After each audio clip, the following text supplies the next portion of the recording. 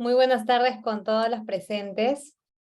Eh, Bien, vamos entonces a empezar ahora sí de manera puntual. Imagino que ya poco a poco se irán incorporando los que falten. ¿Qué tal? ¿Cómo están? ¿Qué tal, Delia, Francesca, Buenas tardes, profesora. Elizabeth, Bien. Diana? ¿Qué tal? ¿Cómo están? Buenas tardes, estamos bien. ¿Qué tal su viernes?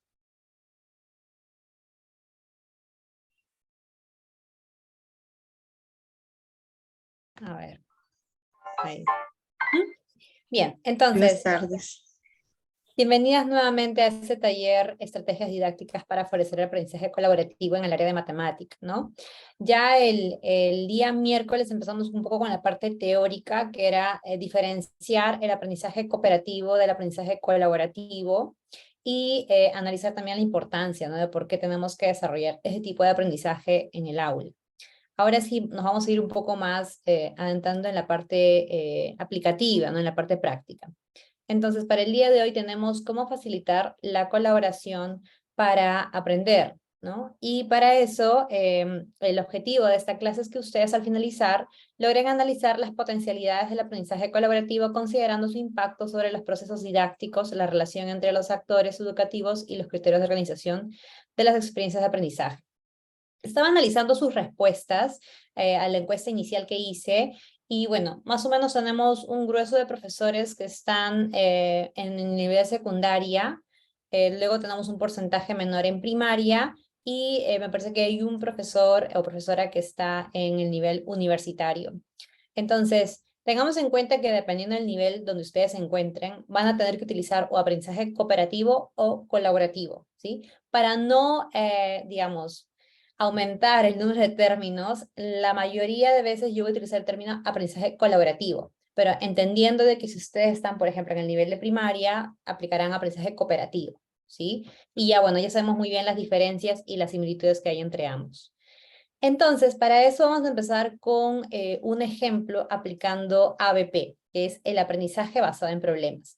Ya hemos visto que este es uno de los tantos ejemplos que hay de metodologías, ¿no? Para el aprendizaje colaborativo. Y para eso vamos a hacer la siguiente actividad.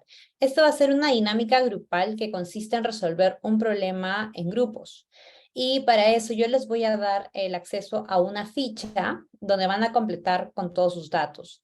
Van a seguir los pasos propuestos en la ficha y van a resolverlo de manera colaborativa y luego van a prepararse para presentar los resultados.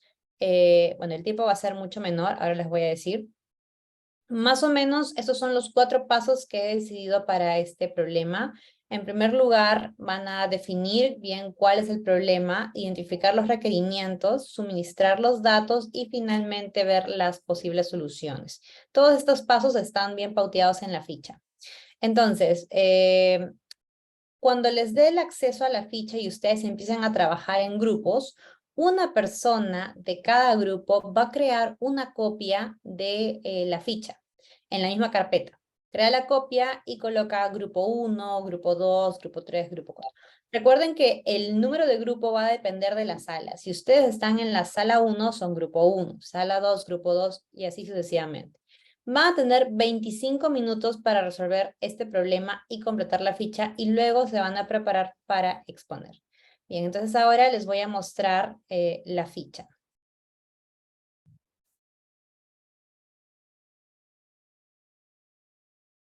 Bien, ok, entonces en esta ficha lo que van a hacer es colocar el número del grupo, luego van a colocar los integrantes y aquí está el problema, ¿sí? Aquí están los pasos. El paso número 1 va a ser leer y analizar el problema. Eso lo vamos a hacer juntas. Luego el paso 1, definir bien con sus propias palabras cuál es el problema en sí. Paso 2, identificar los requerimientos. Aquí pueden hacer una lista de aquello que se necesita hacer para resolver el problema, como una especie de lluvia de ideas, ¿no? En todo el grupo. Luego, paso 3, ¿cuáles son los datos? Hacer una lista de los datos que se conocen y una lista de lo que no se conoce. Y por último, paso 4, van a ir a las posibles soluciones. Puede ser que en conjunto lleguen a una sola solución, puede ser que lleguen a 2 o 3, en verdad va a depender de cada equipo y también teniendo en cuenta el tiempo, ¿no? Que solo tienen 25 minutos. Una vez que terminen de completar la ficha, se preparan para exponer sobre todo el paso 4, nada más. Bien, entonces, ¿quedó claro lo que tienen que hacer? ¿Tienen alguna pregunta antes de mandarla a los grupos?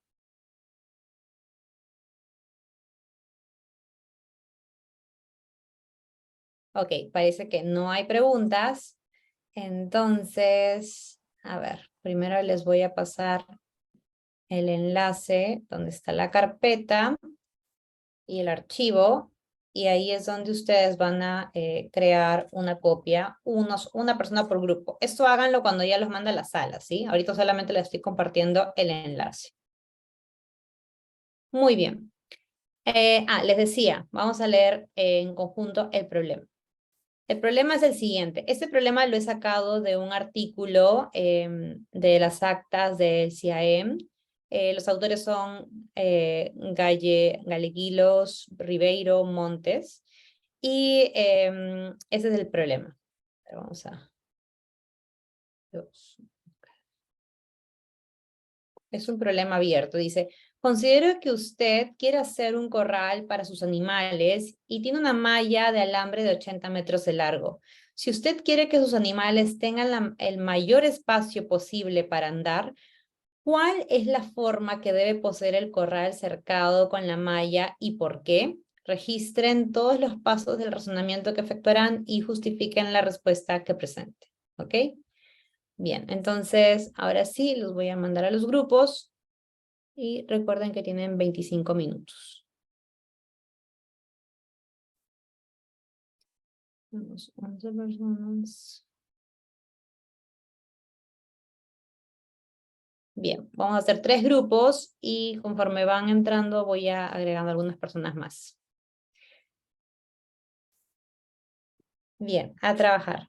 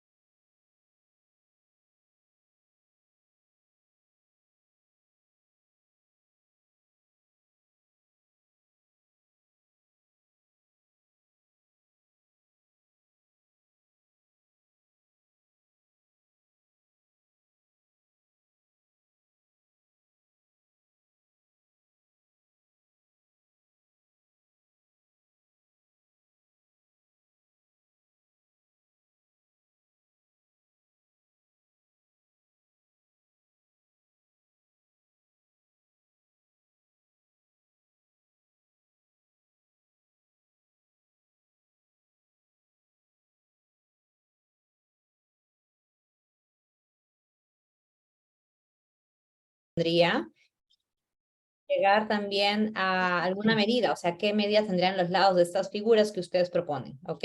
Entonces, vamos a regresar a las salas y van a tener 10 minutos.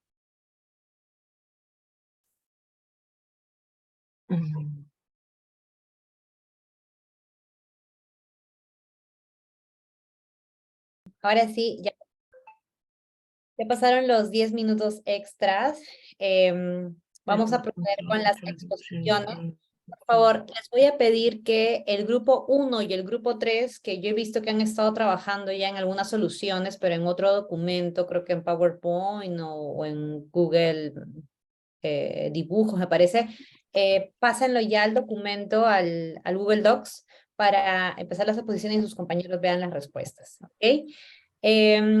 También estuve escuchando las conversaciones de los grupos y la verdad es que me pareció muy interesante, así que he decidido que mejor presenten todos los pasos completos porque han surgido algunos puntos muy importantes e interesantes en los pasos previos. Así que cada grupo va a exponer desde el paso 1 hasta el paso 4, ¿ya?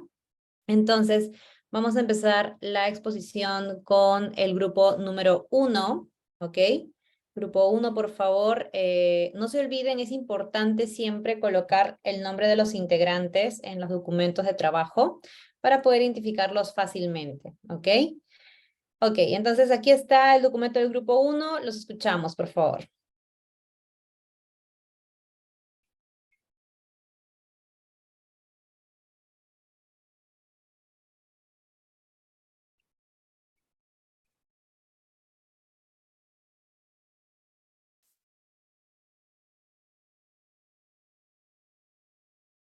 ¿No hay ningún integrante del grupo 1?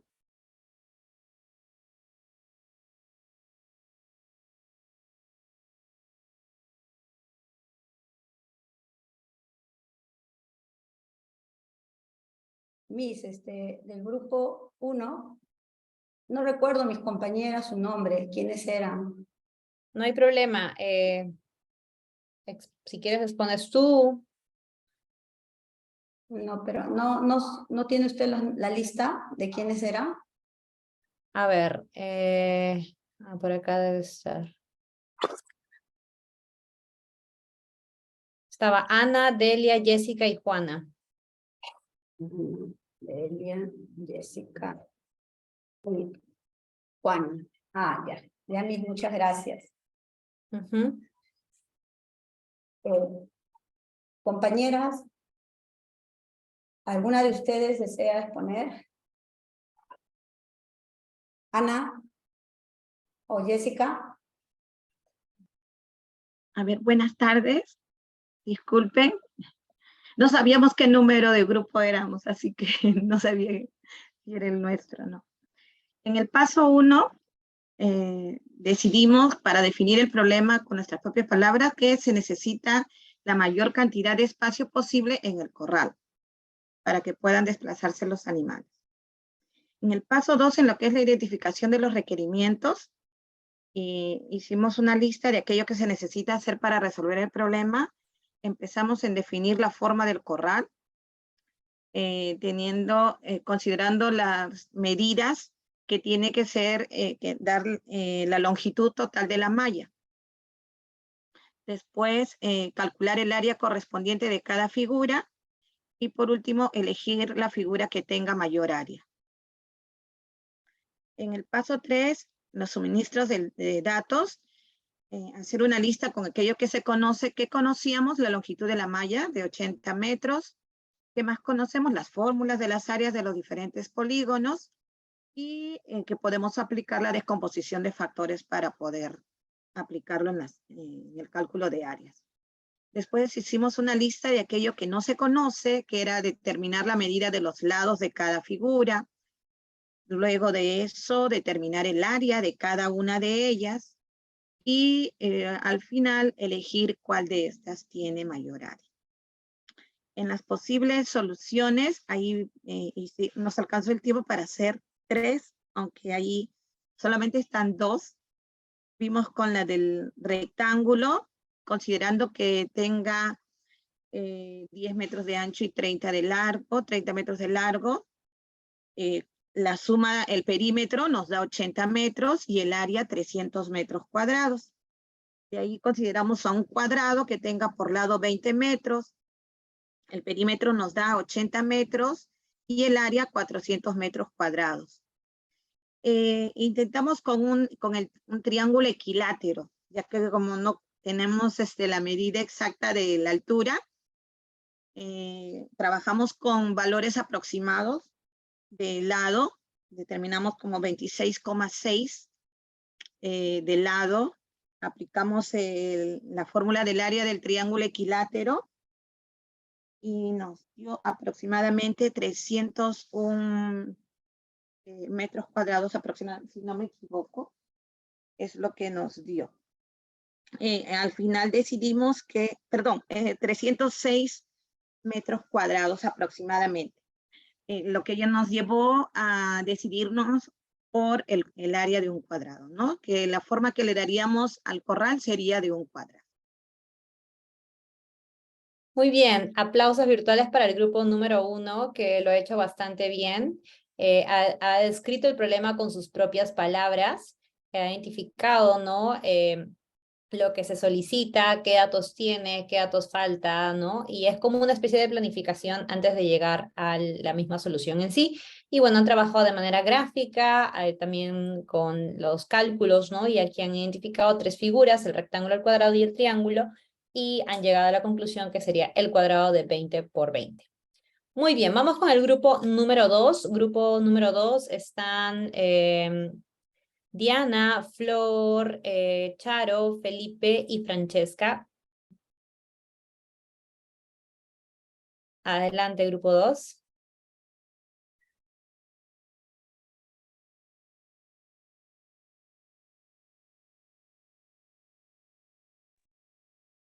Ya, buenas tardes con todos.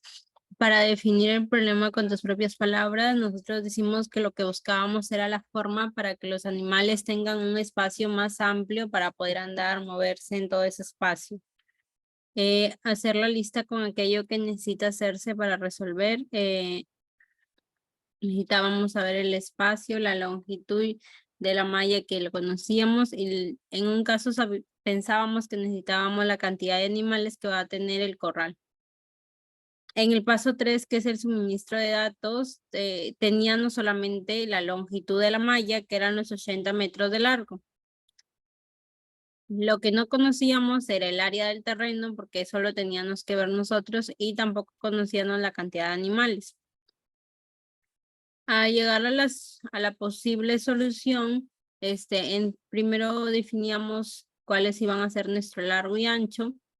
Para ello teníamos ambas medidas, largo y ancho, y entonces comenzamos a ver la posible medida, entre ellas 25-15, 20-20, 10-30, y al sacar el área, igual nos dimos cuenta que en la mayor espacio que vamos a poder lograr es en el del cuadrado, que es de 20 por 20, que sería 400 metros cuadrados, y sería el correcto para poder trabajar con la malla.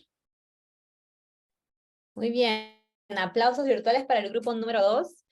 Quiero resaltar de este grupo, fíjense acá, ¿no? Aspectos que que se necesita conocer, ¿no? Y esto es interesante porque siempre cuando resolvemos problemas en matemática es necesario llegar a ese análisis con el estudiante, que hay un tema con la matemática que puede cambiarse o alterarse cuando consideramos factores de la vida real.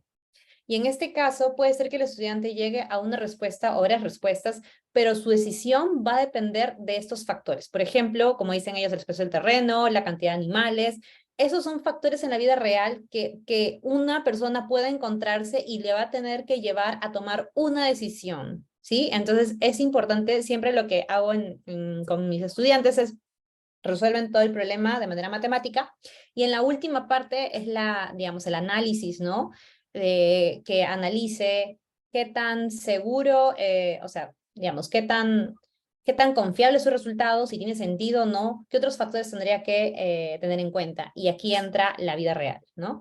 Y otro aspecto, y lo que me encanta de los problemas abiertos, es que se favorece la diversidad de soluciones. Por ejemplo, el grupo anterior se fue más por el gráfico y la operación. En cambio, aquí este grupo lo que ha hecho es usar una tabla para poder organizar las diferentes respuestas, ¿no? Porque ellos han encontrado diferentes posibilidades y les permite aquí visualizar que esta es la respuesta, ¿no?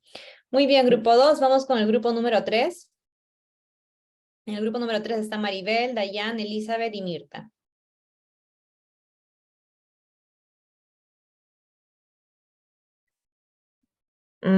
Sí, a ver, yo voy a exponer. A ver, para el paso 1, nosotras, parafraseamos el problema. Se desea hacer un corral que tenga la mayor área posible y para ello se cuenta con una malla de 80 metros de largo y qué forma debe poseer el corral y por qué, ¿no? En la identificación de los requerimientos, nosotros vimos que era necesario para resolver el problema, la identificación de los datos, lo que pide el corral, no, lo que pide el problema, perdón, y representar gráficamente el corral.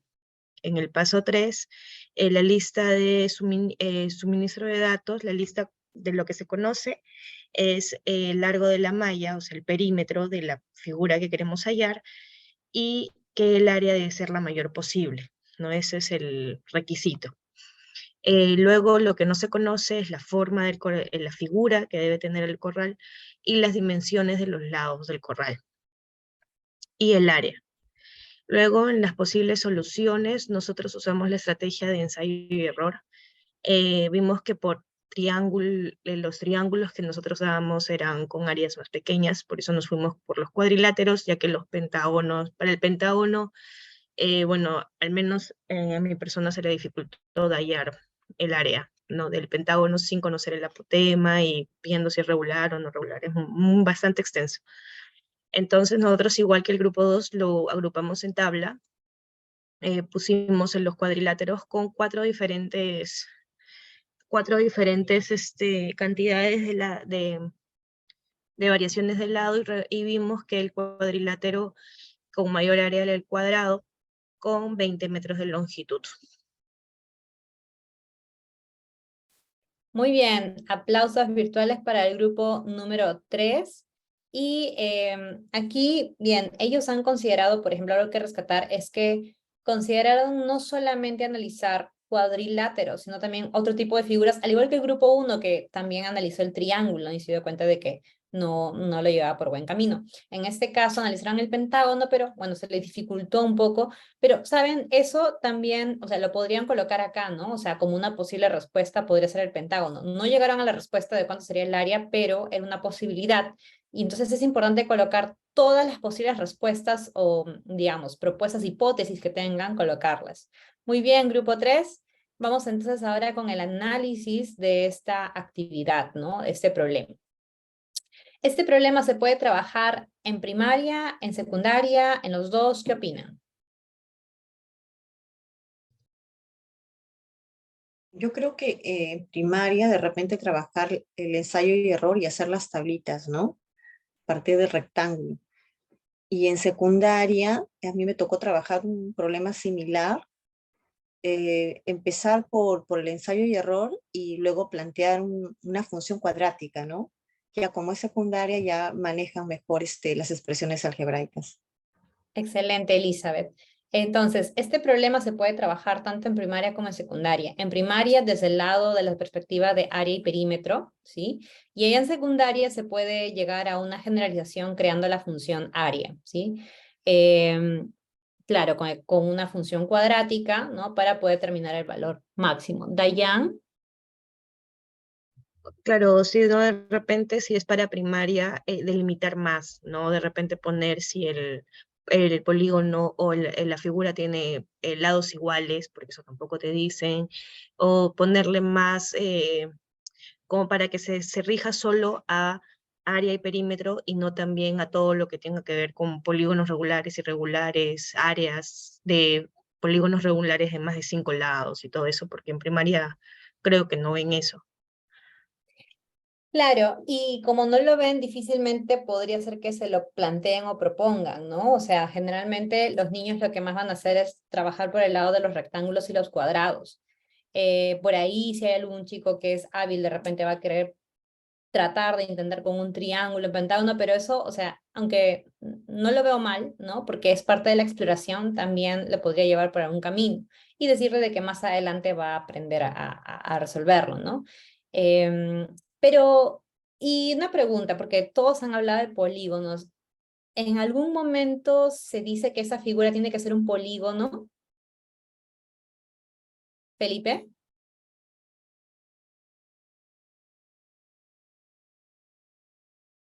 Felipe, ¿quieres participar? Sí, maestra, sino que tenía dos preguntas. Más Sí, bien adelante. termina la maestra y luego le pregunto. Ya, ok. Les preguntaba, por favor no se olviden de prender su cámara cuando participen para poder verlos mejor. Les preguntaba, en alguna parte del problema se dice que tiene que ser un polígono. No, No, solo se sobreentiende que tiene que ser cerrado. Claro, entonces si no dicen que tiene que ser polígono, ¿qué figura también podría ser? Un círculo. Una circunferencia. Círculo. Círculo, muy bien, un círculo. A ver si alguien se anima en su cuaderno o en su papel a calcular cómo sería con el círculo y ver si de repente eso cambiaría su respuesta. Felipe, vamos con tus preguntas. Mm, ya, maestra, tenía dos preguntas. ¿Y con cuál de las preguntas o cómo deben ser las preguntas en matemática, por ejemplo, para generar lo que es el pensamiento crítico del estudiante? Eso era mi pregunta. Ahora el otro, las capacidades del área de matemática son 4. Y maestra, ¿tengo que movilizar las 4 capacidades o o depende de los problemas cómo es? Porque en ese caso nos tiene bastante así en duda. Hay docentes así en cursos que he participado, te dicen, ¿no? Hay que movilizar 1 o 2. O algunos casos dicen, no, necesariamente tiene que movilizar todas las capacidades. A ver usted, maestra, ¿qué me dice al respecto de eso? Ujú. Muy bien, Felipe, buenas preguntas. A ver, la primera sobre el pensamiento crítico. em, Mi propuesta es tratar de trabajar un pensamiento divergente. ¿A qué me refiero con pensamiento divergente? Tratar de que, en la medida de lo posible, ofrecer problemas abiertos en el salón para que se favorezca la diversidad de procedimientos, diversidad de estrategias y también diversidad de respuestas, es decir, problemas en donde no haya una única respuesta, sino varias, porque esto va a permitir que el estudiante analice de manera crítica y reflexione que la vida real puede que un problema tenga varias soluciones, que tenga una solución o que no tenga solución incluso, ¿no?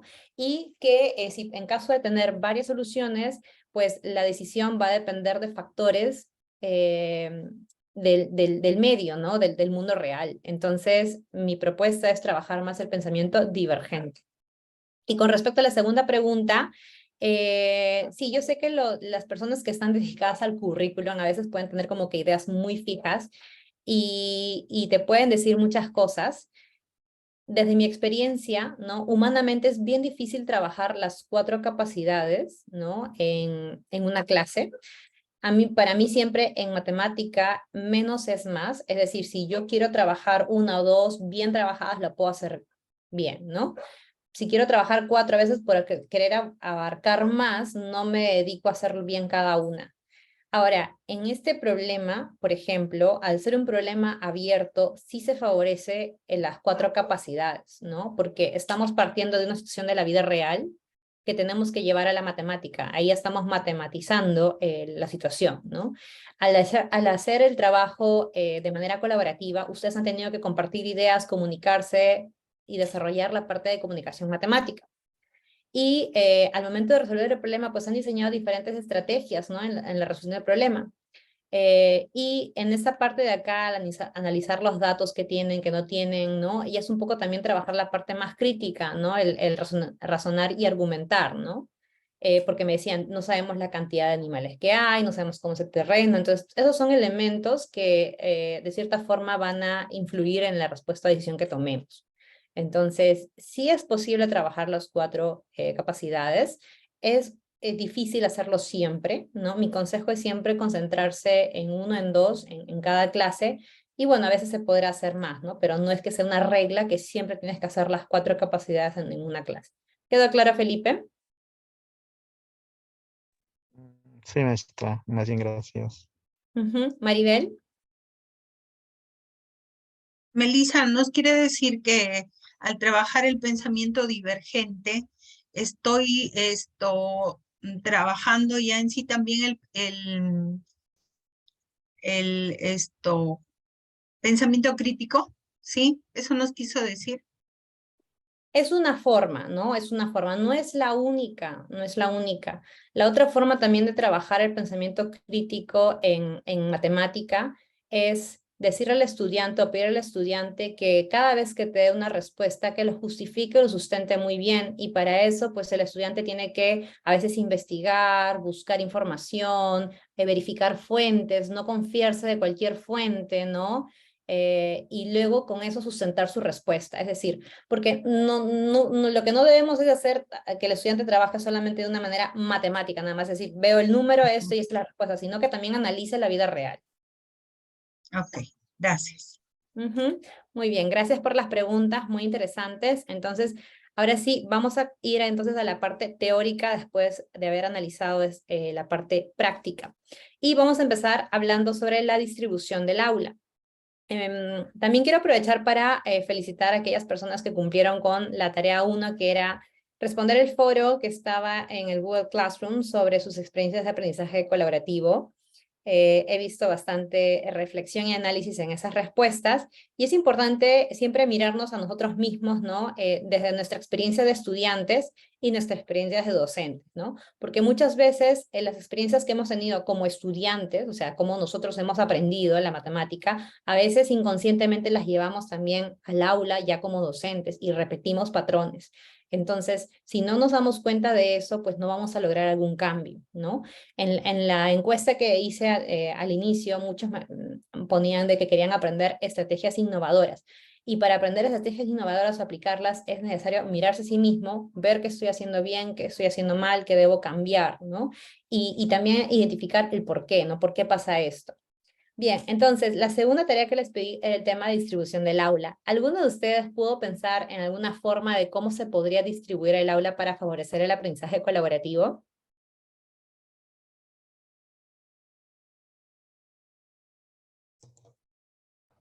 Melissa, yo hice mi esquema, pero creo que mi esquema ya es mi esquema clásico, porque yo trabajo con aproximadamente 36, 34 estudiantes.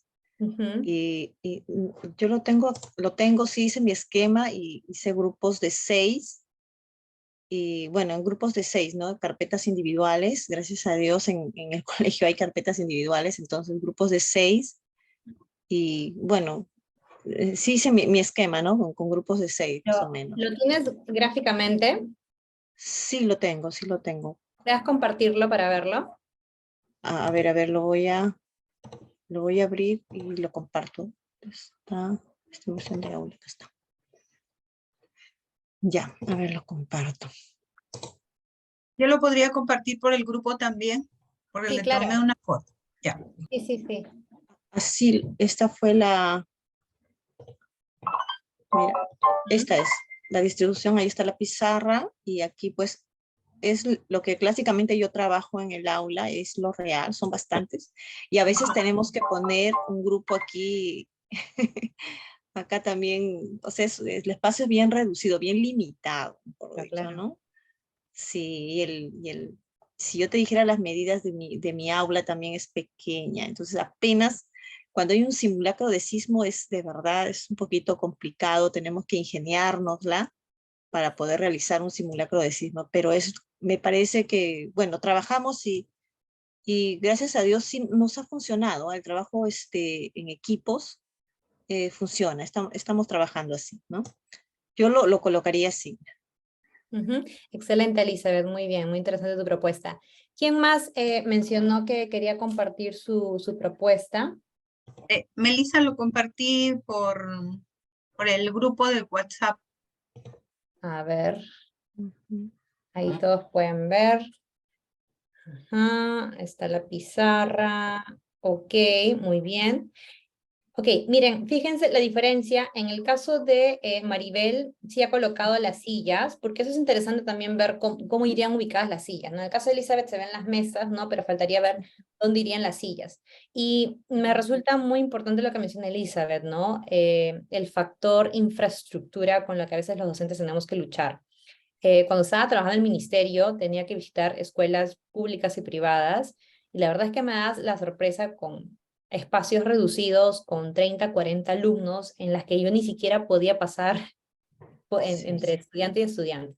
Es increíble. Y es una realidad y tenemos que adaptarnos a esa realidad y ver y hacer magia. Así que en verdad los felicito por eso. Es todo un trabajo. Bien, aquí les voy a plantear algunas propuestas, ¿ya? Miren esta de acá. Aquí la pizarra está adelante, ¿no? Acá. Y las mesas están agrupadas de 3, de 4, de 5. En verdad, es una propuesta, no estoy diciendo que así tiene que ser, ¿no? Y algo importante es que en todos los cursos o capacitaciones a los que ustedes vayan, no existe una receta para enseñar bien. Todo lo que ustedes reciban son propuestas, ideas, sugerencias, pero la mejor manera de aprender es en la práctica en sí. Es decir, cuando ustedes la experimenten y se den cuenta, esa va a ser la mejor forma de aprendizaje que tengan, ¿no? Entonces no existe una receta única que te va a decir, así hazlo y así te va a ir bien. Cada uno en su experiencia va a ir aprendiendo cómo le funciona mejor. Y las mesas, fíjense, las sillas están, ¿no? De estas maneras para que se favorezca la discusión cara a cara con el estudiante y a la vez sea fácil luego atender al docente. ¿Ok? Entonces el estudiante puede estar, ¿no? Conversando con sus compañeros en los momentos de trabajo colaborativo y luego simplemente se voltea y escucha al docente cuando el docente tenga que intervenir o participar. Entonces es como, aquí hay dos cosas, ¿no? Por un lado se favorece la discusión estudiante-estudiante y se favorece la conversación docente-estudiante. Entonces, vemos que detrás de esto hay toda una especie de diseño, ¿no? de distribución, de favorecer y de dar importancia a la discusión entre los estudiantes, que el estudiante entienda que puede aprender también de sus compañeros. Eso implica que cambiemos, ¿no? De esta distribución tradicional que de repente nosotros hemos aprendido, yo aprendí en la escuela así, ¿no? De esta manera, en filas y columnas, ¿no? Y pasar a ese tipo de distribución. Así más o menos es la distribución de mi aula. No le he tomado foto porque estamos de vacaciones, pero aquí está la pizarra. Las sillas siempre están acá a los costados. No tengo ningún estudiante que me dé la espalda, por ejemplo, ¿no? Y en mi caso son 6 mesas de 4, ¿sí? 6 mesas grandes, en cada mesa van 4 estudiantes. Entonces, tengo grupos de 4 y los voy cambiando cada bimestre. Van rotando, van cambiando de mesas cada bimestre. Jessica. Discúlpame, Lisa, compartí también por el chat lo que mi propuesta, ¿no? Algo que yo hago en el salón con mis estudiantes. Muy bien, esa es otra también, esa es otra propuesta que antes he utilizado, ¿no? Entiendo que los dos de abajo están que se miran frente a frente y los que están de manera horizontal están mirando al docente, ¿no? Sí. Esa también es otra. Ajá, muy bien, Jessica, buena propuesta. Entonces, y esto implica que así se quede durante todo el año. O sea, no es que los estudiantes van a cambiar a veces de filas a columnas y luego a grupos, no, sino que así se queda todo el año. Solamente hago filas y columnas cuando hay evaluación, ¿no? Cuando hay examen, ahí sí les pido que se ubiquen en columnas, ¿no? Para que trabajen de manera individual. Pero todo el año, el resto del año, todas las clases están así, agrupados. Por otro lado, aquí también lo que es importante es dejar el espacio para que el docente pueda pasearse mesa por mesa, porque es importante de siempre estar chequeando y guiando cómo va el trabajo, ¿no? Cómo fluye el trabajo. Maribel. Le quería preguntar, Melissa, ¿y su escritorio? ¿En qué lado está? Ya, miren, les voy a decir. En mi salón, aquí está la pizarra, aquí está el escritorio, aquí está la puerta de ingreso y aquí van las seis mesas. Son 6 mesas de grupos de 4. Y cada estudiante tiene su silla y su mesa individual. Entonces, es fácil movilizar, o sea, es decir, a veces, por ejemplo, he querido hacer grupos de 3, entonces ya simplemente se cambian, se mueven sus sillas y sus mesas y ya está.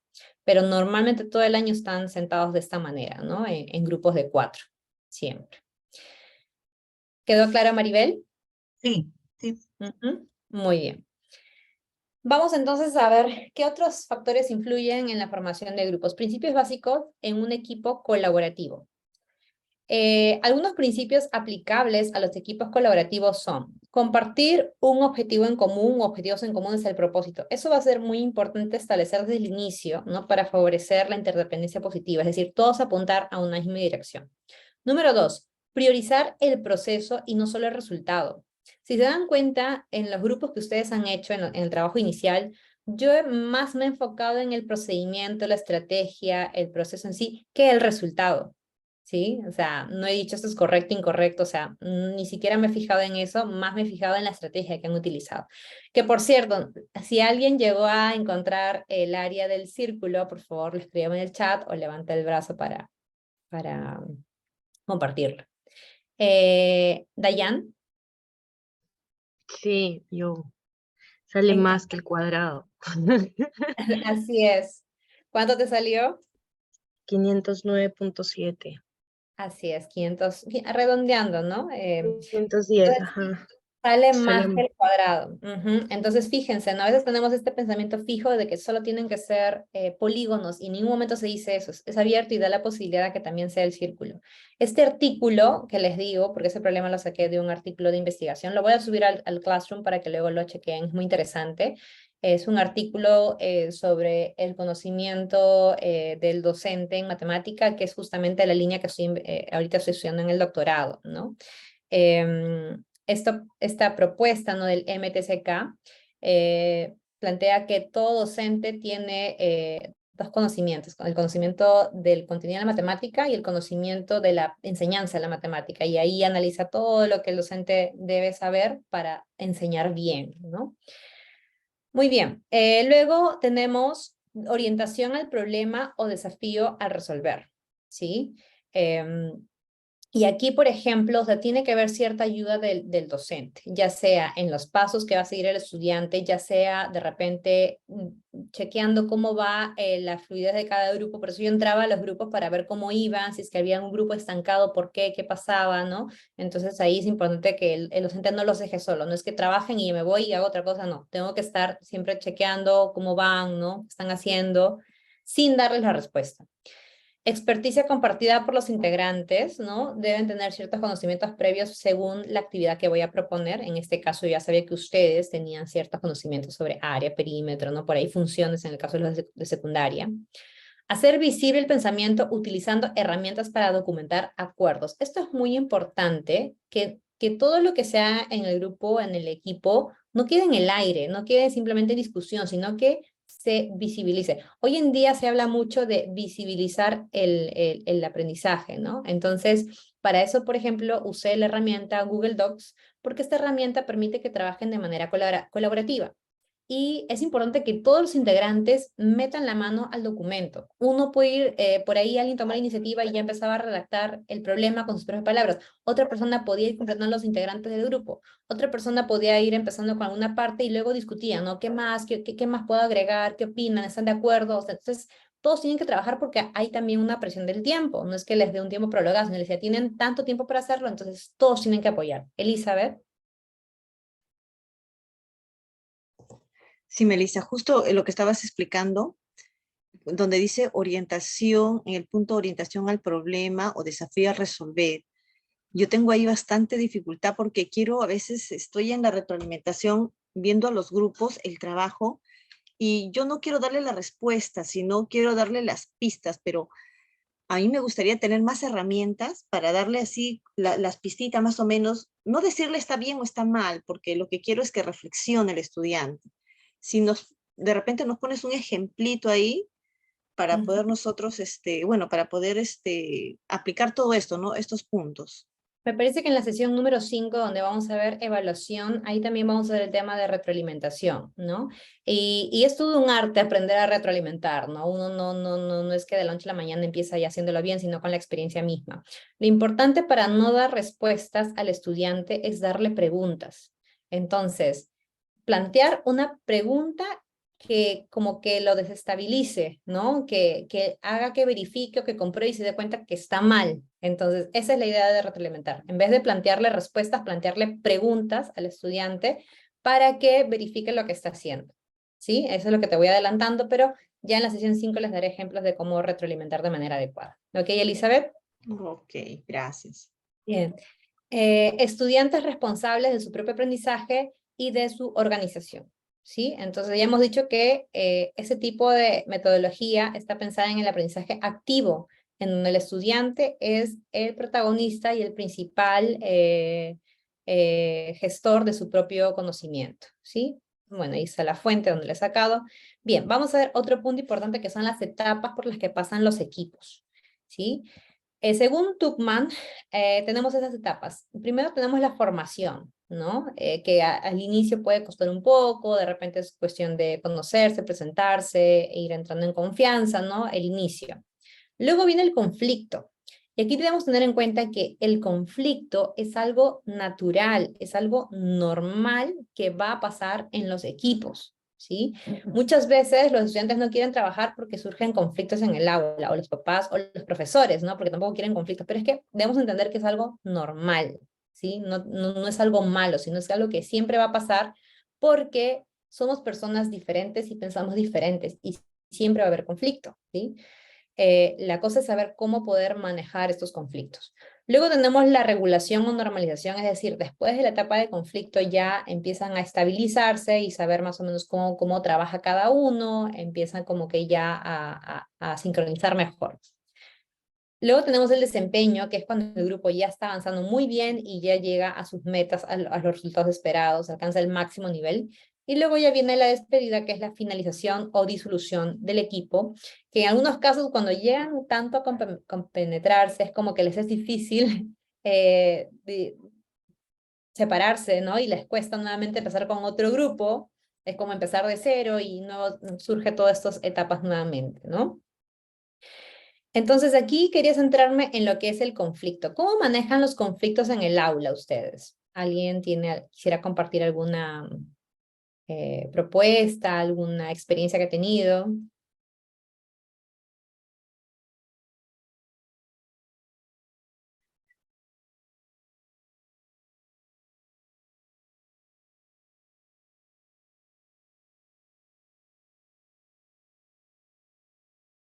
¿Ahí tiene alguna propuesta, ejemplo, idea de cómo suelen trabajar los conflictos en el aula?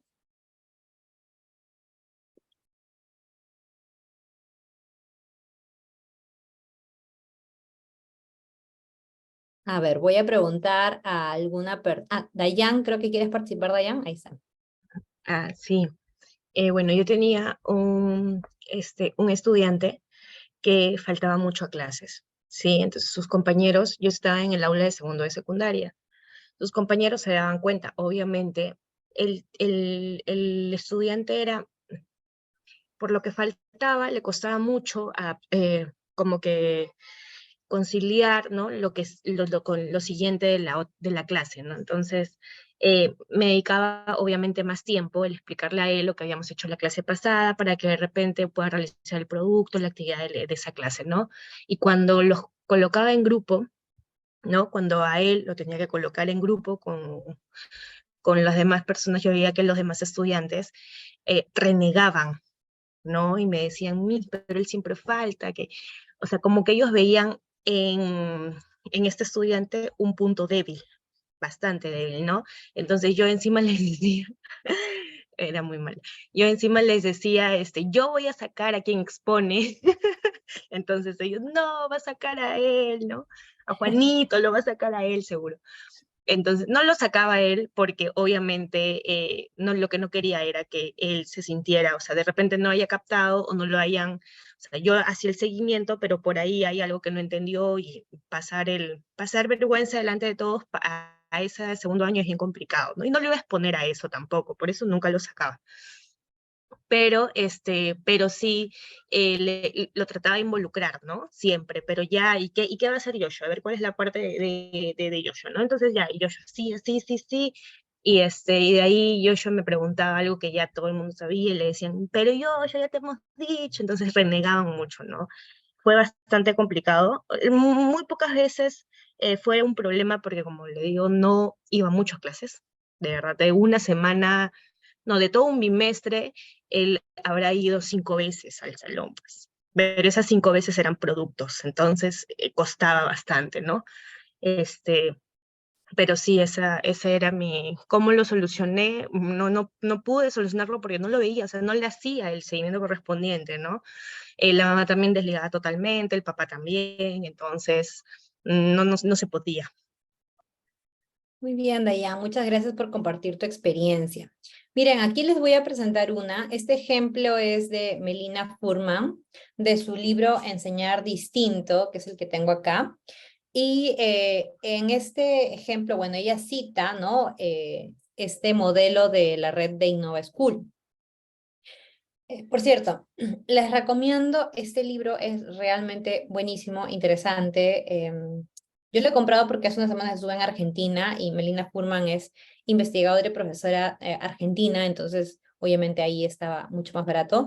He tratado de buscar en internet y me parece que sí hay algunas páginas web donde pueden encontrar el libro en PDF. Me parece que Script es una de ellas, pero en Script creo que tienes 30 días gratis y luego hay que pagar, ¿no? Entonces, bueno, ahí si pueden buscarlo y lo encuentran, genial, ¿no? Es muy, muy, muy bueno porque tiene, el libro se llama Enseñar Distinto, ya con eso te dice bastante, ¿no? Es como un resumen, un compendio de diferentes experiencias de aprendizaje que ella ha encontrado exitosas y que las plantea en este material. Bien, entonces, ¿en qué consiste este material? Es un póster que se pega en las aulas desde grados pequeños, ¿no? Y le dice al estudiante, ¿no? Si es que hay algún problema, piensa y elige. Elige 2 opciones de estas 6 que están acá. Puede ser espera y cálmate, convérsalo, comparte y toma turnos, diles que paren, ¿no? Discúlpate, haz un trato. Si lo intentaste y sientes que necesitas ayuda, díselo a un adulto, ¿no? Entonces, es una propuesta que la verdad es que quiero aplicarla ahora en mi aula con mis estudiantes, porque lo que favorece es, nuevamente repito, la autonomía del estudiante, ¿no? Que él solo trate de solucionar sus propios conflictos y que cuando ya no pueda es cuando pide ayuda al adulto, ¿no? Y que no a la primera vaya a usar al docente a que le resuelva los problemas. Entonces, aquí se los recomiendo. Bien, vamos ahora a hablar sobre el uso de la tecnología, porque también es otro elemento importante. Vamos a ver este video, La innovación pendiente, con Cristóbal Cobo.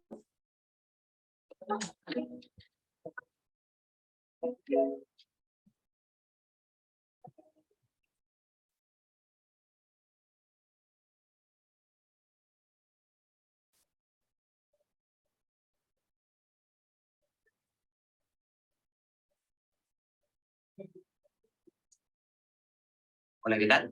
Soy Cristóbal Cobo, soy director del Centro de Estudios Fundación Ceibal, soy investigador asociado del Instituto de Internet de la Universidad de Oxford y me dedico a hacer investigación sobre la relación de la tecnología y sus implicancias en la vida social de las personas. Es un libro que se escribe en un momento interesante de inflexión en la transformación tecnológica. Es un libro que se escribe en un momento que podríamos llamar es un boom del desarrollo de inteligencia artificial.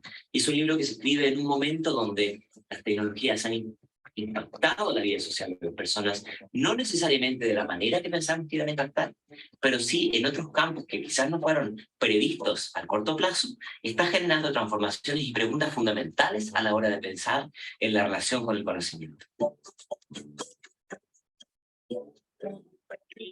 Vivimos en una época en que asigna un enorme entusiasmo a la tecnología.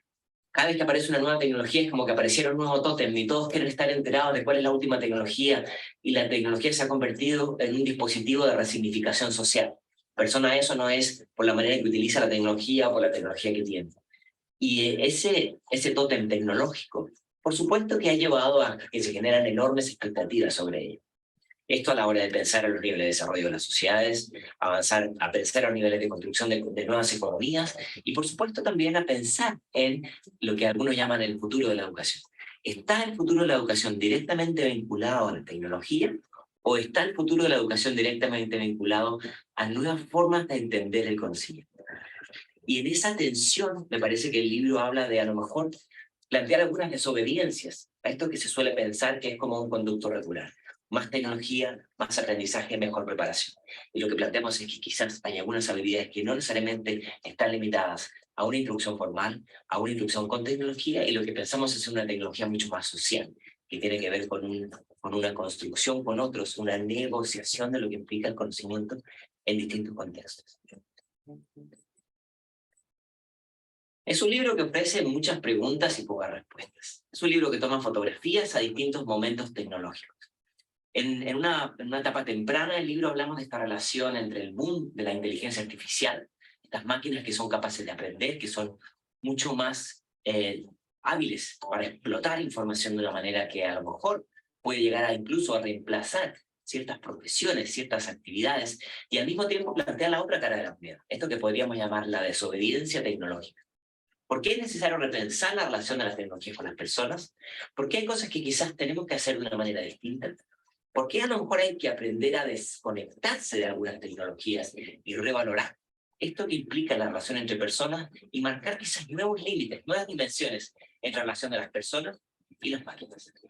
Ahora, hay otra parte del libro que hablamos de esta triangulación entre, podríamos decir, contenido, contenedor y contexto. Los contenidos, hay mucho entusiasmo con respecto a los contenidos. ¿Para qué decirlo de los contenedores? Cada día aparece un nuevo contenedor digital que puede exportar, reciclar, reconfigurar y multiplicar contenidos. Pero hay una tercera parte de este triángulo que es el contexto, que es mucho más complejo, es tremendamente multidimensional y que en alguna medida incide fuertemente tanto en la manera en que aprovechamos los contenidos como en la manera en que utilizamos los contenedores. Y a veces cuando planeamos esta relación de sociedad y tecnología, el contexto queda subrepresentado. O sea, hablamos un poco de eso. Ahora, no tiene ahora sentido hablar de estos elementos si no pensamos en estos nuevos alfabetismos o multialfabetismos, que no es solamente esta idea de aprender sobre muchas disciplinas y muchos contextos, sino que, como plantean algunos autores, de una antidisciplina, que nos ayude a plantear preguntas que sean transversales a cualquier segmentación del conocimiento y que nos ayude a tener una mentalidad un poco más global de la que tenemos hoy día, por mucho de que se hable tanto de globalización. Ahora, en estos momentos en que estamos pensando en nuevas maneras de generar conocimiento, nuevas maneras de aplicar conocimiento, es fundamental que pensemos también en nuevos mecanismos de reconocimiento de saberes, destrezas, habilidades. Hablamos de nuevas maneras de evaluar el conocimiento, nuevas maneras de visibilizar el conocimiento aprendido, y eso implica un conjunto de nuevas monedas de cambio para reconocer lo que implica el conocimiento. En esos tránsitos dialoga el libro, y en ese tránsito plantea una serie de preguntas que espero generen un diálogo interesante.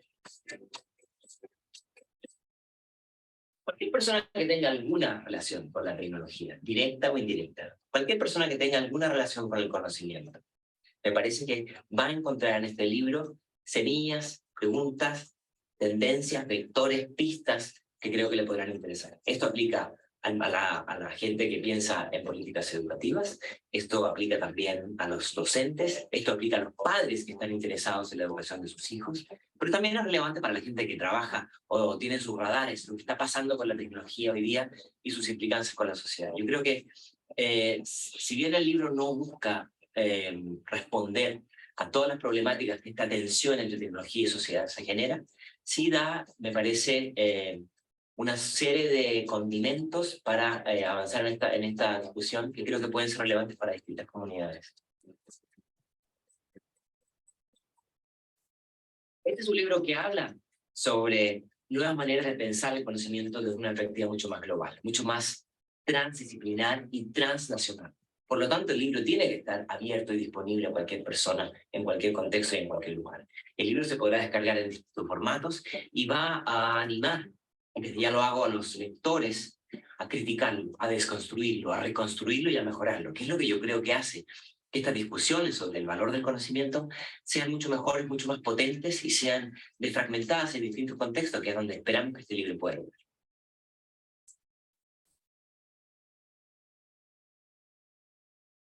Muy bien, entonces, por aquí me estaban preguntando sobre el libro anterior que les enseñé, Enseñar Distinto.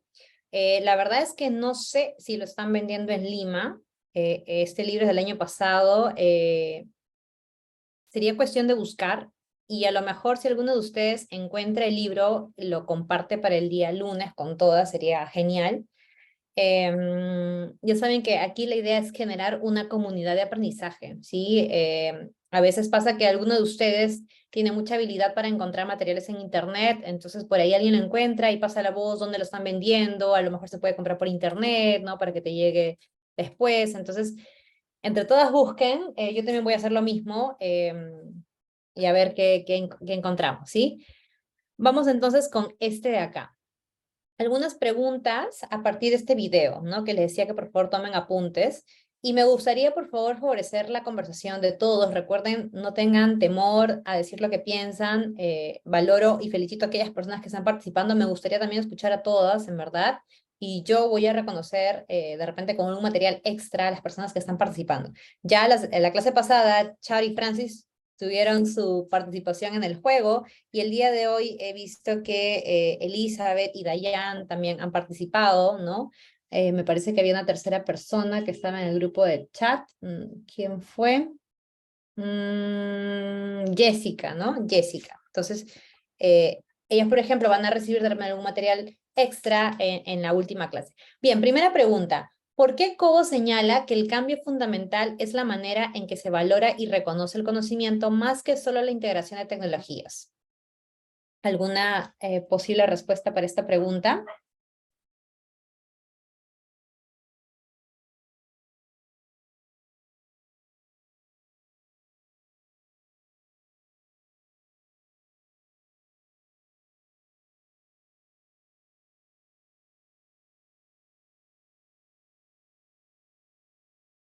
A ver, Diana. Melissa, podría ser porque él mencionaba que la tecnología va avanzando cada vez más, van apareciendo nuevas aplicaciones, nuevas formas de generar conocimiento, quizás de plasmarlo y evaluarlo. Pero no podemos dejarle de lado lo que ya se conoce, o sea, o lo que se ha venido trabajando desde antes. Yo creo que tendría que ver un poco con la evaluación formativa, que si uno está no necesariamente haciendo trabajo en forma virtual, sino de manera presencial, bien se pueden aplicar las dos, pero nunca dejarle de lado lo que ya conocemos. Va por ahí, creo. Gracias, Diana. Charo, te escuchamos. Buenas noches, Melissa. Buenas noches con todos. Ay, ¿qué pasó conmigo? A ver, un ratito. Bueno, no importa. Bueno, con respecto a lo que dice Cobo, ¿no? Que el cambio es fundamental, sin duda es así, porque el cambio nos permite la transformación. Y junto con ello se añade pues el conocimiento, ¿no? Vamos adquiriendo en ese cambio, en esa transformación, más conocimiento que es valorado, es reconocido, ¿no? Bueno, al final creo que las tecnologías son el resultado del conocimiento, ¿no? Y puestas a favor también de generar más conocimiento, ¿no? Bueno, así entendí la idea que nos da a conocer. Excelente, Charo, muy bien, Diana, gracias por las propuestas. El tema del conocimiento es algo que ha ido cambiando, ¿sí? Antes se valoraba mucho a las personas que sabían bastante. Ahora se valora más a las personas que saben qué hacer con ese conocimiento, ¿sí? Entonces, aquí el tema de las tecnologías influye mucho. ¿Por qué? Porque hay temas que ya no vale la pena conversar o discutir en clase porque son informaciones que los estudiantes solo lo pueden encontrar en internet, ¿no? Más bien lo que debemos que trabajar es cómo favorecer o repotenciar el uso de la tecnología para favorecer el aprendizaje. Entonces, en vez de, es decir, el estudiante está enfrentado a un mar de conocimientos que hay en internet y hay que enseñarles cómo usar de manera eficiente esa tecnología, ¿no? Cómo poder filtrar información, hacer búsquedas, verificar fuentes confiables, analizar de manera crítica, sacar tu propia opinión o postura frente a la información que encuentras, ¿no? Entonces, eso es más que nada, ¿no? Cómo valorar el uso de la tecnología para favorecer el aprendizaje. Siguiente pregunta. ¿Qué rol tiene la tecnología en las transformaciones que están experimentando los procesos de aprendizaje y de enseñanza?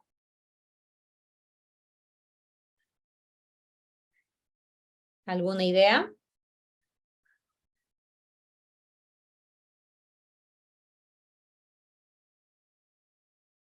Profesora, ¿podría ser por el aula invertida? Porque ahora se está trabajando eso y se aplica pues también en los colegios o a nivel superior. Muy bien, el aula invertida es una propuesta, ¿no? Entonces hay diferentes metodologías que están apareciendo ahora que incluyen o incorporan el uso de la tecnología. Y no solamente en la forma de enseñar, sino también en la forma de evaluar, ¿sí? Cómo evaluar a través de la tecnología, ¿no? O sea, cómo tenemos que cambiar también nuestros exámenes tradicionales. Muy bien, vamos con la última pregunta. ¿Qué rol tendrían quienes diseñan y facilitan los procesos de enseñanza y aprendizaje según lo que Cobo propone?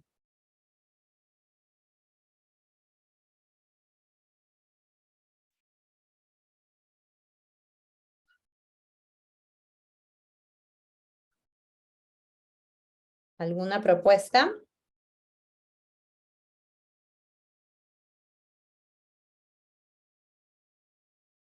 A ver, Jessica. No sé si es correcto lo que voy a decir. Es algo que yo pienso que la tecnología está muy cerca al estudiante, ¿no? Los chicos ahora, que han nacido en este siglo son netamente tecnológicos. Y es lo que a ellos los llama más la atención.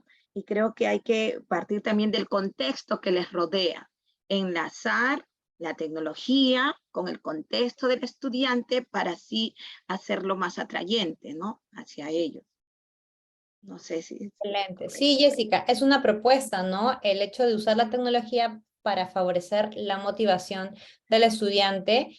Y yo diría más bien, en nuestro caso, ¿no? El rol de los docentes es tratar de incorporar las tecnologías de manera eficiente e inteligente, ¿sí? Y para eso, bueno, sirven las capacitaciones, talleres, cursos, o también en Internet van a encontrar muchos videos tutoriales en YouTube de cómo usar alguna herramienta tecnológica. En la medida en que ustedes conozcan diferentes herramientas para la educación, herramientas TICs en educación, eso les va a permitir luego saber escoger de manera acertada, ¿no? Esta es la mejor herramienta para tal actividad, esta otra para otra actividad. En la medida que ustedes conozcan más herramientas, luego van a poder como que explotar mejor la herramienta según la actividad y contexto o grupo de estudiantes con el que cuenta. Esta lectura es otra que les recomiendo y que ya la he subido al Google Classroom que tenemos, que es La innovación pendiente de Cristóbal Cobo, y como ya dijo, es de manera gratuita, está abierta para todo el público, y les recomiendo leer específicamente el capítulo 3, que habla del tema de tecnologías, y es un libro súper interesante, como el mismo autor lo menciona, te plantea muchas más preguntas que respuestas, y yo creo que ese debería ser en sí el objetivo de la educación. La educación ya no debe plantearte respuestas para que el estudiante simplemente repita lo mismo, sino debe dejarte con preguntas para que tú logres resolverlas por ti mismo. Entonces, se los recomiendo si tienen tiempo de leerlo. Vamos a ver otras consideraciones según Alberto Grados, 2021. Habla del tema de la composición y tamaño del grupo. Ya hemos visto que se recomienda idealmente grupos de 4, podrían ser también grupos de 5 o de 6, pero lo que la mayoría recomienda es el número 4.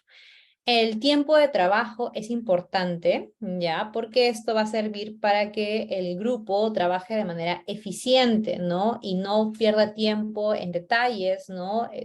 Pautearles, ¿no? Cuánto tiempo para cada momento o cuánto tiempo en total tienen, quién dentro del grupo es el que va a administrar el tiempo para que vaya avisando al grupo. La generación de reglas de interacción, estas normas se pueden crear con todo el grupo, el docente las podría plantear, pero lo mejor es cuando el mismo estudiante propone, ¿no? Cuáles serían sus normas de convivencia dentro del grupo. Por ejemplo, el tema de participación, cómo intervenir, el tema del aporte, ¿no? Si el mismo grupo es el que genera sus propias normas de convivencia, muchísimo mejor. Y el involucramiento de los participantes y la distribución de los roles. Vamos entonces a hablar de los roles. ¿Cuáles son esos roles que se deberían asignar? En primer lugar, tenemos que cambiar los roles del docente y del estudiante, ¿sí? Vamos a ver aquí algunas imágenes de diferentes roles y ustedes me van a poner de manera oral o en el chat, ¿no? ¿Con qué lo asocian cada imagen? ¿Qué rol docente se refleja en esa imagen? ¿Qué rol docente o qué tarea del docente se asocia en esa imagen? A ver, vamos entonces.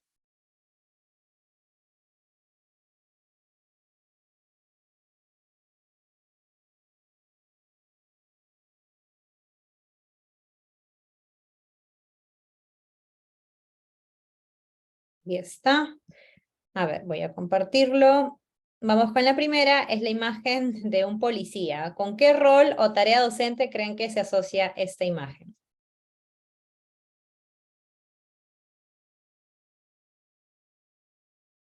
Autoridad. Ya, autoridad, normas me ponen por acá también, muy bien. Ujú. Vamos con la siguiente imagen.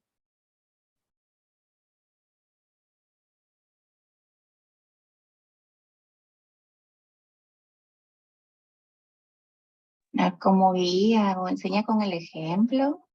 Guía, ejemplo, creatividad, ujú, muy bien. Acompañamiento, orientación, ujú, muy bien. Esta de acá,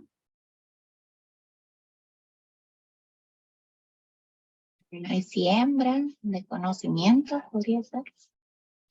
podría ser, ¿no? Sembramos la semilla del conocimiento de repente, ¿qué más?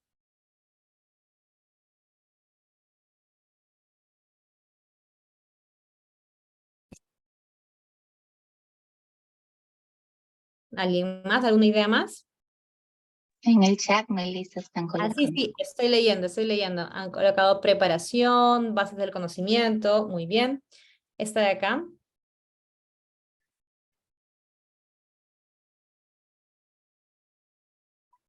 Fortalecer habilidades.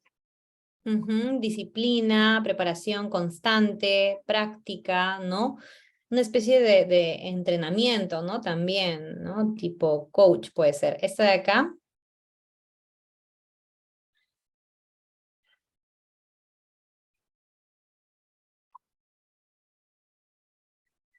consolidar, ujú. Construir. Construir, muy bien, la construcción del aprendizaje, ¿no? Trabajo en conjunto, muy bien. Esta de acá, Orientación, guía, orientación, excelente. Esta de acá, acompañamiento, acompañamiento, Un ¿no? segundo hogar. Es claro, el colegio es el segundo hogar. Ujú. Esta de acá,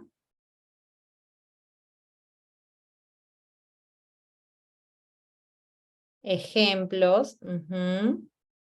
Ahí sí como transmitir Instruir, muy conocimiento. bien, instruir, porque ese también, o sea, tampoco no significa que ya dejemos de lado la instrucción directa, o sea, tienen que haber momentos de instrucción directa en donde el docente tome la palabra y sobre todo como que cierre ideas, institucionaliza el conocimiento, ¿no? Acá,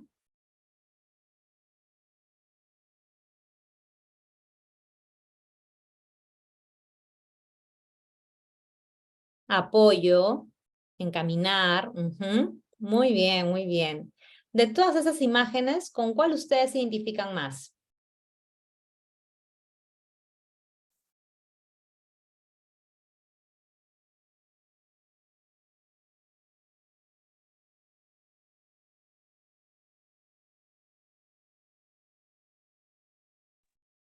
¿Cuál de Disculpe, todas? ¿podría pasar todos de nuevo para poder ver? Ah, sí, nuevamente lo paso entonces. A ver, teníamos la del policía, la del artista, la del sembrador, la de, puede ser del el gimnasio, no entrenador, albañil, brújula, puede ser como paternal, ¿no? Instrucción directa, la escalera, ¿no?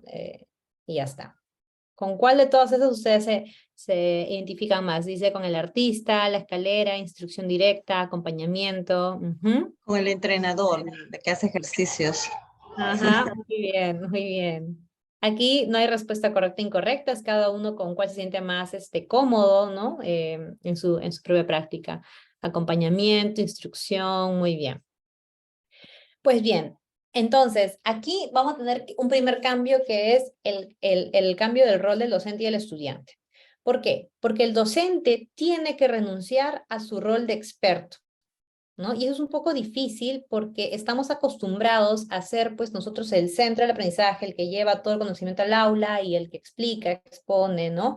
Pero no, o sea, tenemos que renunciar a ese rol de experto y ser un guía y acompañante. Eso significa darle todo el protagonismo al estudiante, ¿sí? Entonces, ese es el primer cambio que tenemos que hacer nosotros, de renunciar a ese trabajo de expertos, ¿no? y el estudiante debe asumir el liderazgo de su aprendizaje. Y eso también es difícil porque muchas veces, y me pasa a mí, que llegan a mi aula, empezamos el año, y sobre todo cuando vienen desde primaria, ¿no? Yo los tengo a veces en sexto de primaria, en primero de secundaria, llegan de primaria a secundaria, y entonces es como que están acostumbrados o llegan al aula para sentarse y escucharme hablar. Y no, pues en mi caso es totalmente diferente, ¿no? O sea, puede ser que haya algún tipo de actividad, trabajo en grupo, entonces es como que ellos esperan que yo les diga la respuesta, que yo les diga la fórmula o el teorema a utilizar, y no, a veces yo lo que quiero es que ellos descubran la fórmula, entonces es como, les cuesta al inicio el hecho de asumir el liderazgo de su propio aprendizaje, que ellos construyan su propio aprendizaje, están muy acostumbrados a que el docente les diga todo. Es el primer cambio de roles que tenemos que hacer. Y luego, dentro del equipo de trabajo, también se pueden asignar roles. Aquí les presento una propuesta que es adaptada de Johnson. Felipe, ¿alguna pregunta? Sí, maestra, tengo una pregunta. Ujú. Cuando usted dice que los estudiantes tienen que construir su aprendizaje, por ejemplo, ¿cómo podría construir un estudiante, supongamos, de tercer año, por ejemplo, ¿no? Podrían demostrar lo que es teorema de Pitágoras, ya por ellos mismos, Ya. y El están tema, en disposición ellos que lo demuestren. claro que sí, porque el teorema de Pitágoras tiene la ventaja de que tiene muchísimas demostraciones. Entonces, ahí, por ejemplo, se puede trabajar desde el punto de áreas, ¿no? El dibujar los cuadrados, ¿no? Que están o descansan en los lados del triángulo. Incluso se puede llevar material didáctico al aula. Si no hay materiales didácticos, se puede presentar videos. Hay muchos videos en YouTube donde hay demostraciones del teorema de Pitágoras, en donde le ponen agua, ¿no? A los cuadrados y cómo eso se vierte. Entonces es como tiene muchísimas demostraciones y el estudiante podría llegar a descubrirlo por sí mismo. Es cuestión de investigar en internet, a veces puedes encontrar ya fichas, pasos, ¿no? Para que simplemente tú los tomes y crees tu propio material. Entonces, con eso no les digo de que todas las clases los estudiantes generan la fórmula regla. No, en mi caso no es así, pero la mayoría sí. Y el teorema de Pitágoras es uno de ellos, ¿no? Eso, o sea, definitivamente ahí tiene la ventaja de tener muchas posibilidades. ¿Quedó claro, Felipe? Pero maestra, en este caso, yo no estaré de acuerdo porque si un estudiante no tiene la idea cómo es un teorema de Pitágoras, prácticamente él solo no creo que pueda. Quizás, como usted dice, dar algunos alcances, algunos materiales o algún vídeo, algo así, pero en ese caso sí lo va a hacer, pero por ser ellos mismos, otra fórmula puede ser, por ejemplo, de ecuaciones cuadráticas, lo que es la discriminación. Pero si es estudiante, nunca ha visto quizás, yo sé que no lo va a poder lograr. A eso yo me refería cuando Mira, usted dijo ok, que los Felipe, estudiantes construyan. sí, lo que pasa es que ahí, o sea, tienes que diseñar alguna ficha con los pasos, como una especie de ficha de exploración, para que el estudiante llegue a esa conclusión. Él solito no lo va a hacer. O sea, tú tienes que Ah, plantearle claro. pasos o preguntas para que llegue. Entonces, tú me has mencionado, o sea, teorema de Pitágoras hay y te lo puedo mostrar a la siguiente clase si quieres. El otro, el tema de la discriminante, también hay y lo he hecho en clase también y es bien fácil y rápido. Eh, entonces, sí se puede hacer que el estudiante construya o llegue, ¿no? A la idea. Obviamente no todos van a llegar, ¿no? Pero al menos con que algunos lo logren ya es un gran avance. ¿Ok, Felipe?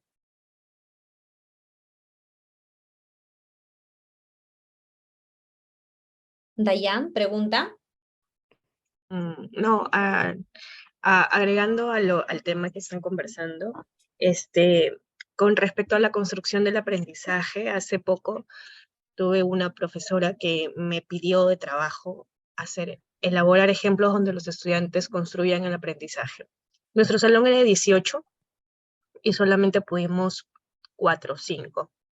Porque es realmente, o sea, la profesora decía, ¿no? Nos dio un ejemplo de unos telares, ¿no? Hay un ejemplo de unos telares, que con estos telares de repente se podía ver no, perdón, sí, los telares, la simetría y todo eso, ¿no? O sea, se podría construir el conocimiento de simetría. Entonces a mis compañeros se les hizo bastante complicado, muy complicado. Yo hice, porque creo que la construcción del conocimiento se hace de forma más rápida en la competencia de la competencia de resuelve problemas de se me fue la de geometría, es Forma, movimiento, localización. Forma, movimiento y forma, localización. movimiento, sí. Localización. Entonces, y yo hice, por ejemplo, la construcción de que el área del cono, ¿no? El área del cono el volumen del cono, perdón, es la tercera parte de la del cilindro, y eso también se hace bien bonito con lentejas, con arroz. Entonces tú le pones ahí el cono y el cilindro, y ellos pueden ir vaciando y se dan cuenta que 3 veces el cono y en el cilindro, entonces así lo construyen, ¿no? Pero me di cuenta que había más ejemplos en esa competencia que en otras, pero sí es realmente, es bastante trabajoso.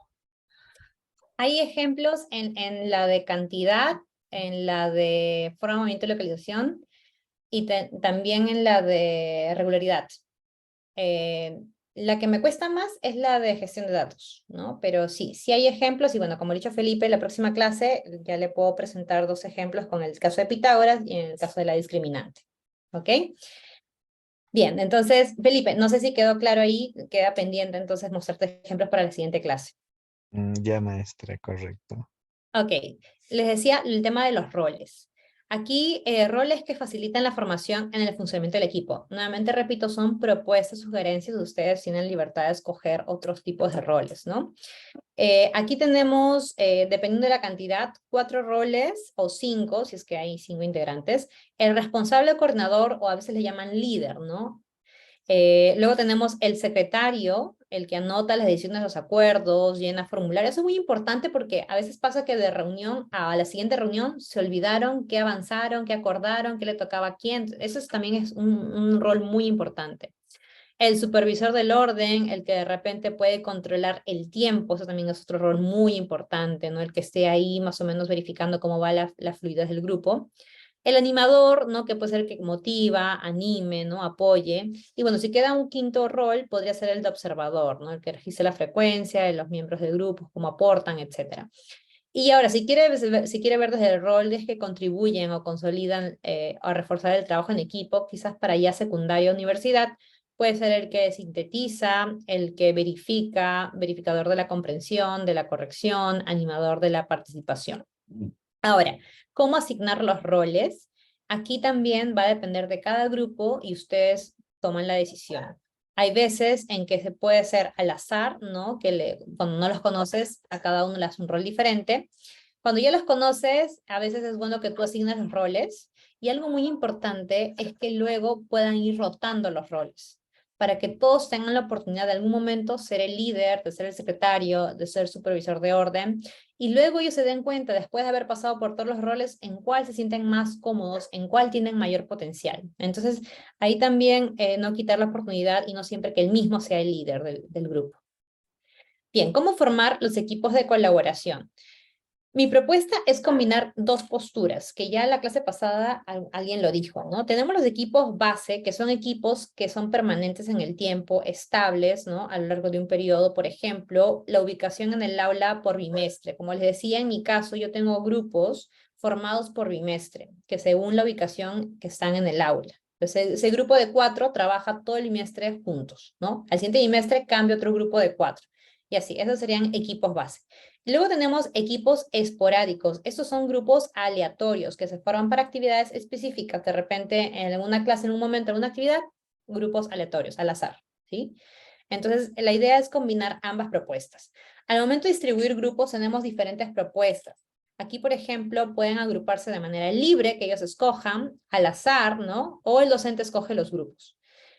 ¿Qué estrategias les recomiendo para formar equipos de colaboración? Si son estrategias para formar grupos al azar, hay diversidad de dinámicas, ¿sí? Por ejemplo, dinámicas de los refranes.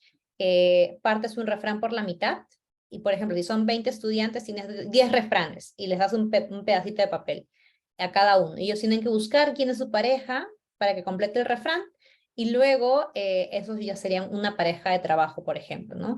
Es muy gracioso porque, o sea, una vez que se juntan, les piden que reflexionen sobre el refrán, y a veces me ha pasado que es un grupo de chicos que, por ejemplo, siempre entregan los trabajos tarde, ¿no? Y justo les tocó al que madruga, Dios lo ayuda, ¿no? Entonces ha sido muy gracioso, o sea, los refranes que les han tocado a algunos grupos.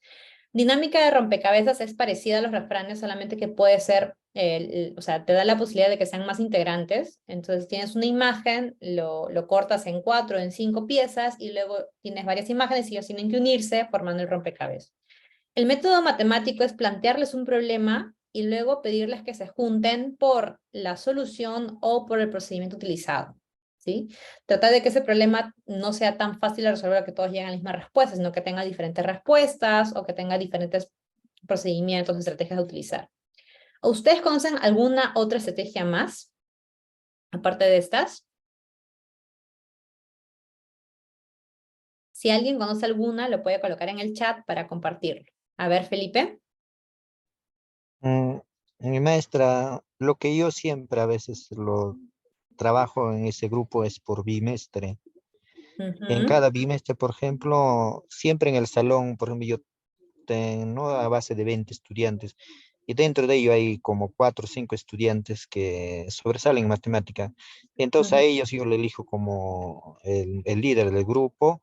Entonces los demás ya también hago ya con unas balotitas, ¿no? Ya todos los que son A y todos los que tienen B y la C, la D, ya a este grupo, a este grupo. Y Ujú. de esa manera yo agrupo, maestra, no sé si será correcto. Sí, como te digo, hay diferentes formas de hacerlo y va a depender, yo creo que de cada situación. O sea, por ejemplo, en estas que son los grupos formados libremente, yo por ejemplo eso lo uso en la tutoría. En la tutoría sí a veces dejo que ellos mismos escojan su grupo para que se sientan más cómodos. Al azar lo hago sobre todo al inicio del año, porque como no los conozco, entonces en verdad me da un poco igual cómo serían los grupos. Ya cuando los conozco, sí yo escojo los grupos, ¿no? Y ahí justamente voy a esa parte, estrategias para formar grupos por el docente.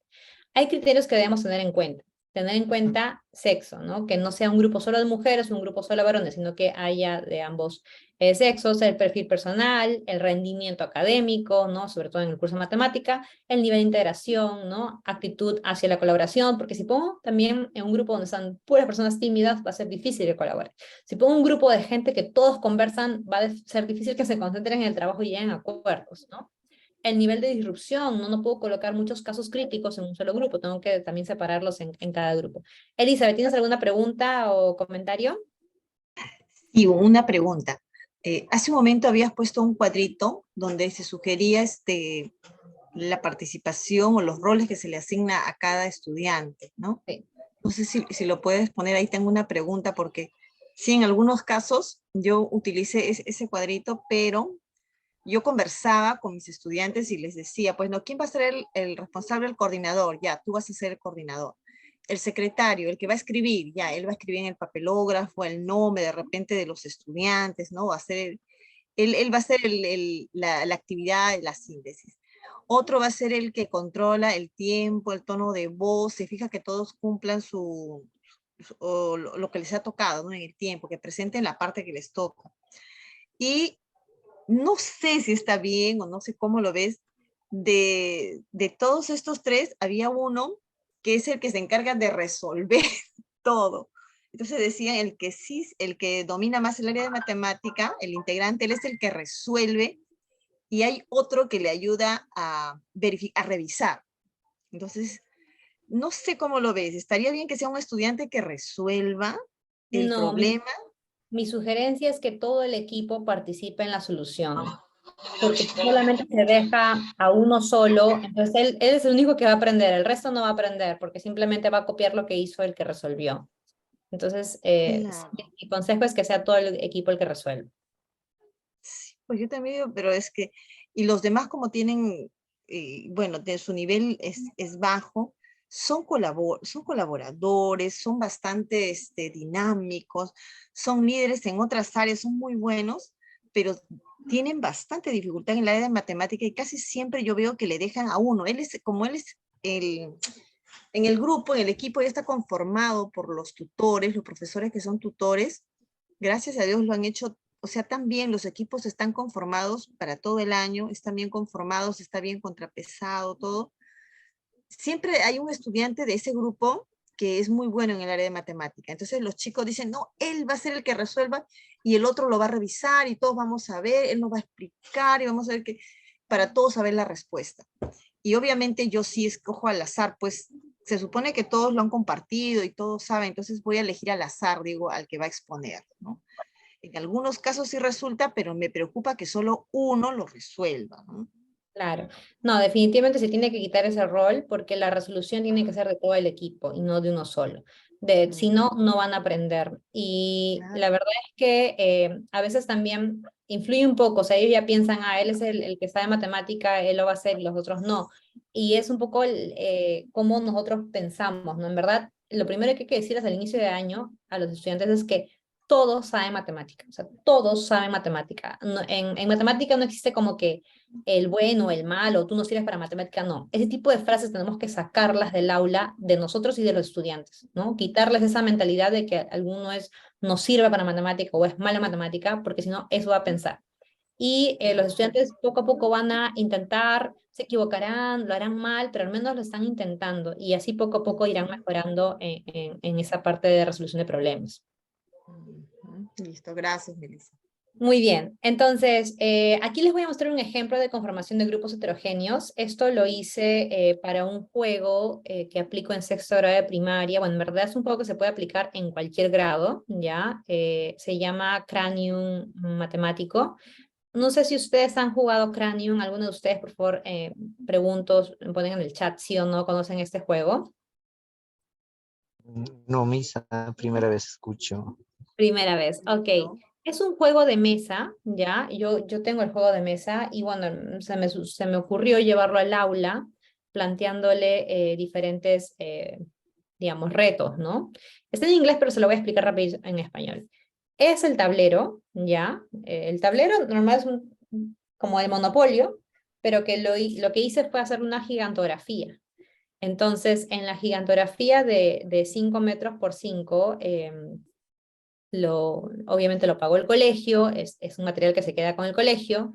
Aquí se los voy a mostrar para que vean, ¿no? Es el tablero como se ve desde arriba y así quedó, ¿no? Entonces, de 5 por 5 metros, más o menos, fue hace años, me costó como 250 soles. Mandé a hacer un dado de espuma, los dados se pueden encontrar en el centro de Lima y bueno, simplemente le forré como diferentes colores en las caras. Y los estudiantes trabajan en equipos. Esto lo hice a final de año porque era una especie de evaluar todo lo aprendido, ¿no? Lo que me llamó la atención es que el alto compromiso de todos los estudiantes, o sea, era increíble cómo se generó la interdependencia positiva en todo el grupo. Y fíjense, o sea, ante un problema todos colaboran, todos apoyan, e incluso los que no tienen tanta habilidad, ¿no? Porque acá hay dos chicos que tienen más dificultades en matemática, pero también estaban ahí colaborando, apoyando, porque como era un juego y todos querían ganar, entonces había alto compromiso en los estudiantes. También lo llevé a la universidad, ¿no? Lo apliqué en la universidad con personas más grandes y también, ¿no? Es un alto compromiso en todos. Bien, entonces, ¿en qué consiste este juego? La idea es recorrer todo el camino, ¿ya? Y llegar a la parte final, pero para llegar a la parte final, que es esta de acá, porque todo ese es el camino, para llegar a la parte final hay que pasar por todos estos colores, no todos, ¿no? Según lo que te cae en el dado, y cada uno tiene un reto diferente, y cada color significa algo diferente. Por ejemplo, si estás en el color, azul, significa charada, que es, o sea, la indicación es dibuja un trapecio isósceles. El estudiante tiene que dibujar un trapecio isósceles y su grupo tiene que adivinar, ¿no? Esa es la charada. Entonces, fíjense que es otra forma de evaluar, porque no pueden utilizar ni números ni letras, solamente dibujo. Entonces, ahí vas a ver si el estudiante sabe lo que es un trapecio isósceles y si su grupo logra identificarlo. Tiene 1 minuto para hacerlo. El verde es actuación. Tiene que actuar algún término matemático y el grupo tiene que adivinar. Por ejemplo, les decía la palabra probabilidad. Entonces, el estudiante tenía que pensar cómo puede hacer, ¿no? Con su cuerpo, hacer que los estudiantes entiendan, sus compañeros, el término probabilidad. Luego el color rojo era El color rojo era preguntas fáciles, sencillas, como ejercicios, ¿no? Calcula el área de un cuadrado, el perímetro de un rectángulo, etc. Y el amarillo era comunicación matemática. Por ejemplo, deletrea la palabra paralelogramo, ¿no? Pero deletréala al revés. Y cada estudiante tiene que decir una letra al revés. O sea, por ejemplo, casa, A-S-A-C. Isósceles, ¿no? Incluyendo las tildes, entonces, para aumentar el nivel de dificultad. Bien, a esto iba con el tema de los grupos. ¿Cómo conformé los grupos? La primera fila eran los estudiantes que tenían mejor rendimiento en matemática, ¿no? O sea, como los que tenían las mejores notas, estaban separados. Luego, en la segunda fila, los que tenían las más bajas notas en matemática. Y luego, aquí en el medio, o sea, están los que ni están súper bien ni súper mal, están en el intermedio, ¿no? Que son más estudiantes. Entonces, y luego veía dentro de cada grupo, ¿no? Por ejemplo, de repente, este es muy conversador con este, entonces estos dos los cambio, pero están en el mismo nivel, ¿no? O estos dos los cambio. Entonces, y hacía cambios más de manera horizontal. Entonces, así más o menos trato de armar los grupos, ¿no? Y luego, si quieres, puedes cambiar el orden de los 4 para que no piensen que, o sea, se den cuenta que arriba están como que los que tienen mejor nota, bajando. Casi nunca se dan cuenta de eso, en verdad, pero esa es la forma en que suelo hacer los grupos que sean mixtos, ¿no? Heterogéneos. Bien, y voy a terminar.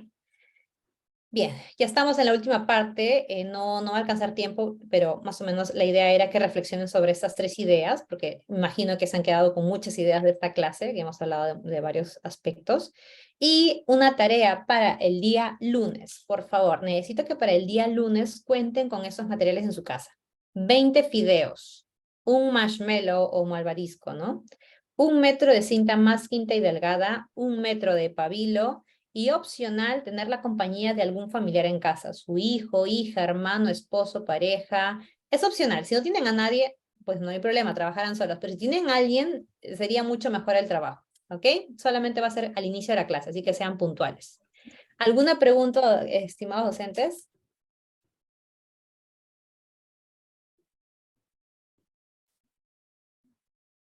Todo claro, Melissa. Todo claro, muy bien. Entonces voy a copiar esto en el Classroom y eso sería todo por hoy. Muchísimas gracias por su participación. Nos vemos el día lunes. Muchas gracias a usted, Miss.